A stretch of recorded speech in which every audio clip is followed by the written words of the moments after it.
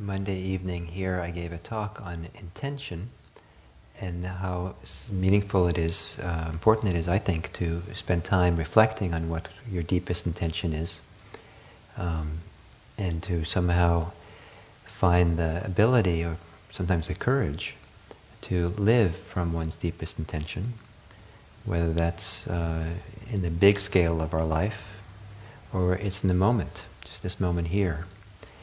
And in the teachings of the Buddha, there's a very strong tendency in his teachings to be dichotomous, to point out that there's always, in every moment, a choice between two different possibilities.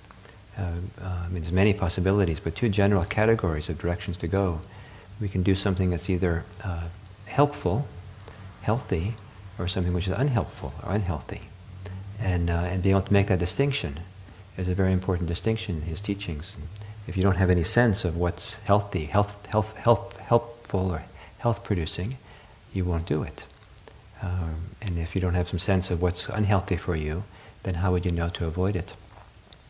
The word that he uses is skillful and unskillful, kusala and akusala. But maybe he'll make that distinction.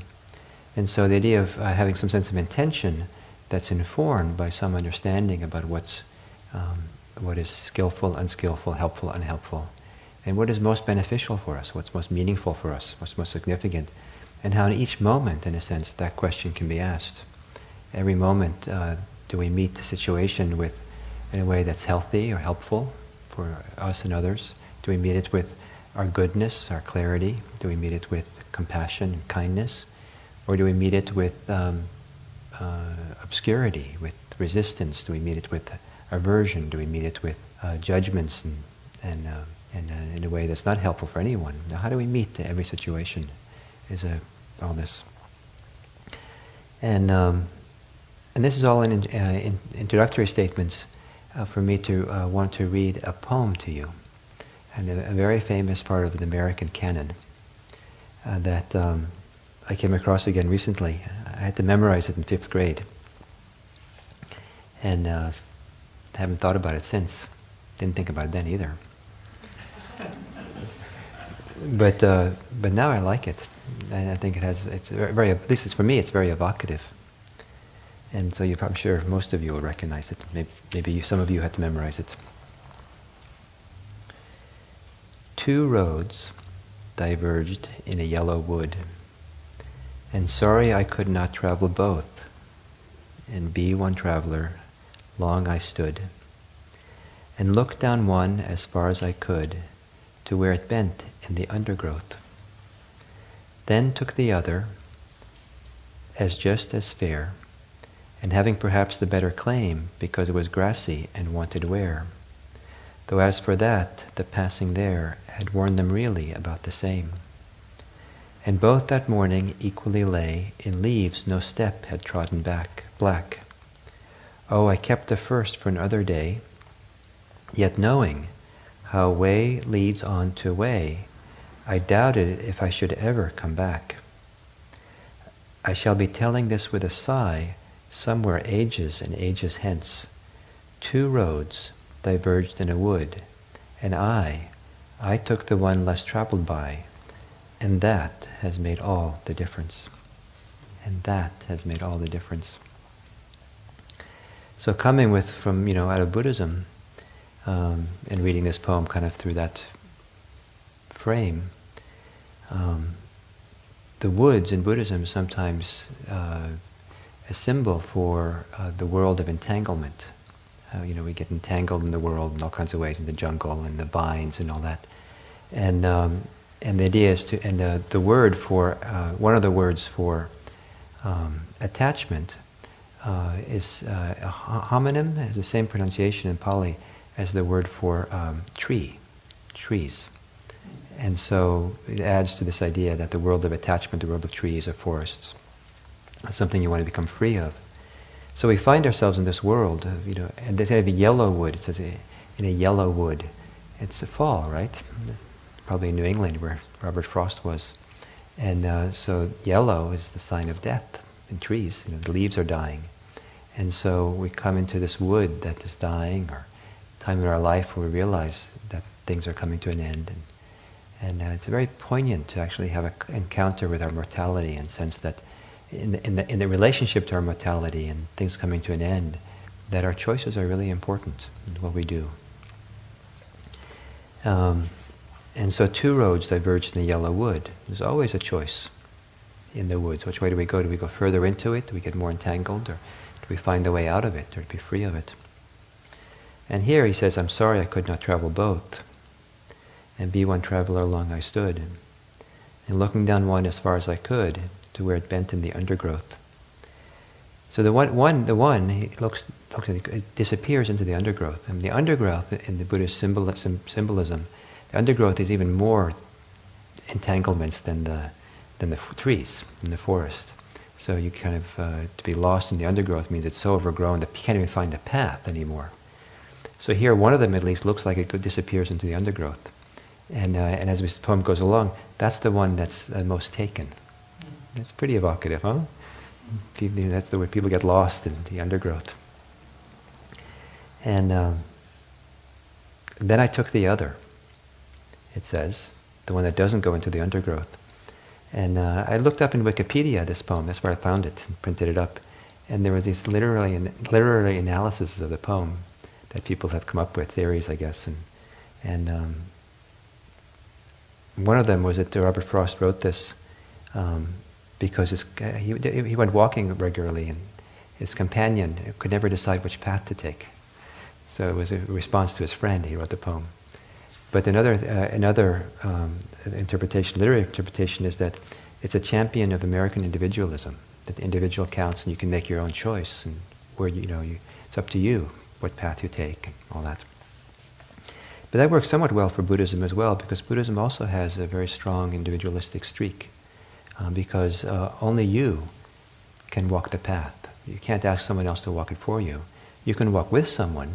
People can accompany you on the path, but you still have to walk the path yourself, and you have to make the choice for yourself. So they did, then took the other just as fair, and having perhaps the better claim because it was grassy and wanted wear. So again, not many people go down the second path. A lot of people go down the path that goes to the undergrowth, but not so many people go to that other path. And that's often one of the reasons why some people find it hard to follow a path, any spiritual path, often, but certainly a path to liberation, because it often makes us so different. It's so different from what's popularly or socially expected of us, what's normally seen as being the right thing to do, and what our family wants or whatever.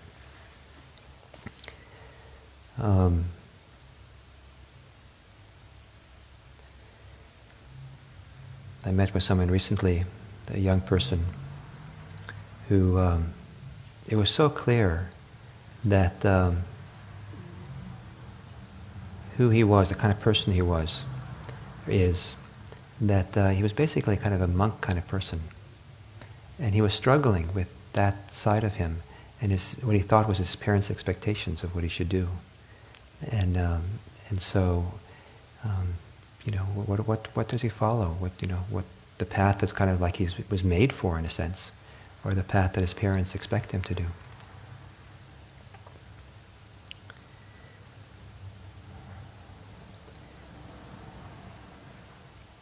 Oh, I kept the first for another day.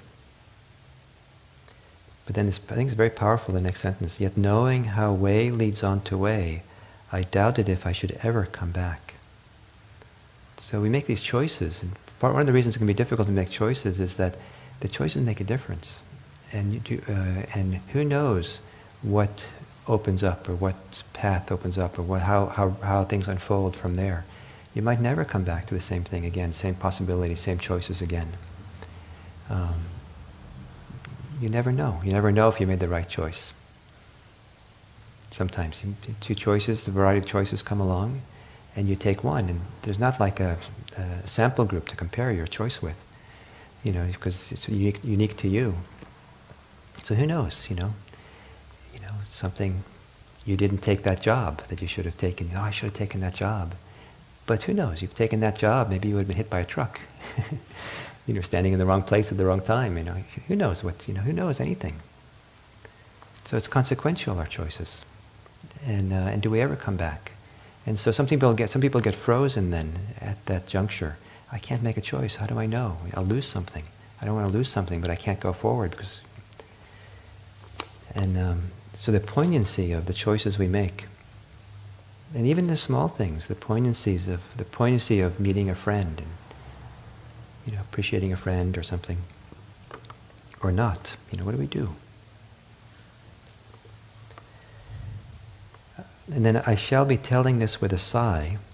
I think it's very interesting that he's predicting the future here. I shall be telling with a sigh, somewhere ages and ages hence. Two roads diverged in the wood, and I took the one less traveled by, and that has made all the difference. So as some of you know, I'm fond of this, the analogy of two parallel lines that go on forever and never touch and never depart, always same distance. But if you nudge one of them ever so slightly to the side, then for a long time you don't see them any different from departing at all. But over enough time they get further and further away, and over enough time they become immense distance between the two lines. That a very small choice and intention and change of course today might not seem to make a big difference tomorrow or the next week, but over the months and years it can make a huge difference in your life. It makes all the difference. And Buddhism puts a tremendous emphasis that the choices you make a difference, and that we can have a role in the choices we make. We have a role in setting the course and direction of where our life is going. It doesn't mean that you're in charge or in control of where it goes. You're not in charge of where the path opens up to, or what comes to you, or what arises because of it. But no matter what arises, it's always our choice. How do I meet this? How am I present for this? If something terrible happens, how do I meet that? If something beautiful happens, how do I meet that? That's really your choice. Someone in interviews brought up the concept today of nature and nurture. And when the person said it, I realized it works very well for the tension. Talk about a tension exists in Buddhism between the path of cultivation and the path of letting go. That sometimes there's this nature, this thing that can bubble up within us that was not our doing, that's an important part of the path. But then there's also the very important part of our doing, our efforts, what we make. And so both exist together. Nature and nurture exist together. So our job, to the degree to which we can have something to do, is to set the course and decide how we meet the moment. And then what arises because of that, that's maybe the nurture part. And hopefully we get nurtured by all this. I hope that your path nurtures you, supports you, and brings you lots of strong sense of well-being and sense of being at home in your own heart. May your heart be a home. So thank you.